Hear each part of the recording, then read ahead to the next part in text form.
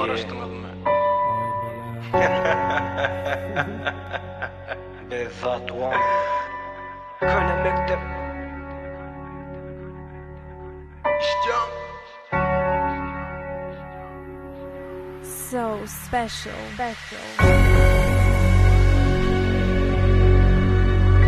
Men adım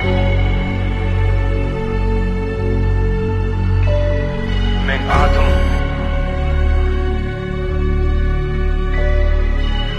Men adım Scarface Yüzümden ne belli yaman Bana beat berin paylaşacak sadaka. Men aydımlam hakikat baradı. Ağzımdan çıkarları dinleme kadağın. Sen bilet görünmer yan neme baradı. Bu sefer şudaya dine Steinberg. Joint yanıptı belli ki elle Carlsberg. Men adım Scarface yüzümden ne belli. Koy hip hop'un yaman eyesi gelli. Kerkim patladı hip hop'ta 2-4 yardı. Sana sevgilin bana hip hop'um zardı. Sen adam ben ot sattım torba.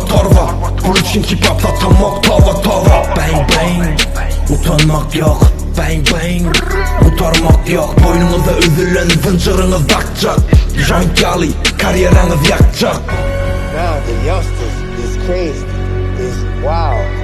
I don't play with these little boys out here. I got refugee recognition. You see this cross right here? This cross means I was murdered. This cross right here means I wasn't playing. It's not for decoration. Megapolis'te bolmalı men ofisim. Men yaş bossi megapolisim. Sen gören ok bizim görenimizi. Köne mektep unutmadı bizi. Hip hop ölen ok, ölensiz. Hip hop yaşaya, dirikek biz. Kapı koymadık size kaçara. Alakalı deşik gözler versin kaçara. Türkmen hip hop işi dolu pirat. Hip hop'u pop bilin ettiniz gay para. Rockefeller yali, dimana tiran. Mutta tam ya, hip hop'a bitiran. Şar yali çişmek bolsun işiniz. Köp gürlemen, dökülür dişiniz.